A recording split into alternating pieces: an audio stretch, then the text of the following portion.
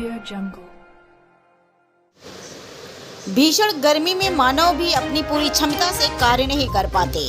जो बेजुबान पशुओं से इस तरह के मौसम में कार्य लेना कितना उचित है, एक बार मनन करें, समझ में आ जाएगा कि हम इनके साथ इस भीषण गर्मी में कार्य लेकर कितनी निर्दयता को प्रकट करते हैं। कम से कम तपते समय, दोपहर आदि के समय इनके साथ रहमत रखने की पहल करनी चाहिए। जब ये स्वस्थ रहेंगे तो देश, परिवार, समाज को अवश्य अपना योगदान देने में अग्रणी भूमिका निभाते रहेंगे। इनके प्रति प्रेम, प्यार, सद्भावना का रखना अति आवश्यक है। एक appeal ACCF national team member नई दिल्ली डॉक्टर राजेश गुप्ता जी की।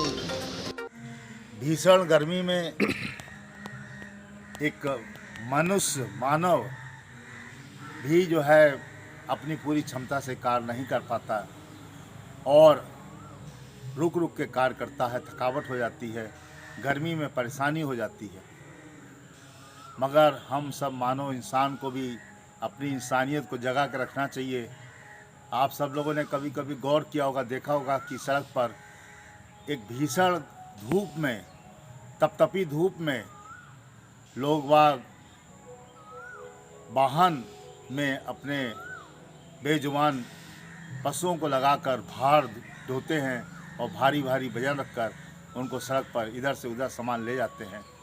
जब एक मानव को इतनी तकलीफ़ हो रही है इस गर्मी में, तो ये जो हमारे बेजुबान पशु हैं उनको कितनी तकलीफ़ होती होगी। आप जो है एक बार ध्यान से इसको गंभीरता से समझिए। कहीं कहीं पे लोग तो उनकी पीठ पर बोरा डालकर पानी डालते रहते हैं जिससे कि इनको गर्मी ना लगे, मगर भीषण तपतपी धूप में ऐसे पशुओं के साथ कार्य हम लोग को नहीं करना चाहिए। वास्तव में देखा जाए तो ये एक क्रूरता भरा कार्य है जिसे हम सब लोगों को इससे दूर होना चाहिए और ख़ास तौर से तपतपी धूप में इन पशुओं का उपयोग कभी नहीं करना चाहिए, चाहे वो सवारी ढोने में हो, चाहे वो माल ढोने में हो, चाहे किसी सामान को ले जाने के लिए हो, क्योंकि हमारे जैसे वो भी एक बेजुबान पशु हमसे अपनी बात नहीं कह सकते, तो हमें उनके भावनाओं को समझने में आगे आना चाहिए और इस पर अमल करने की कोशिश करनी चाहिए। क्योंकि इस तपतपी धूप में एक मनुष्य भी कुछ छाया की प्रतीक्षा में रहता है और बैठकर तब काम आगे करता है।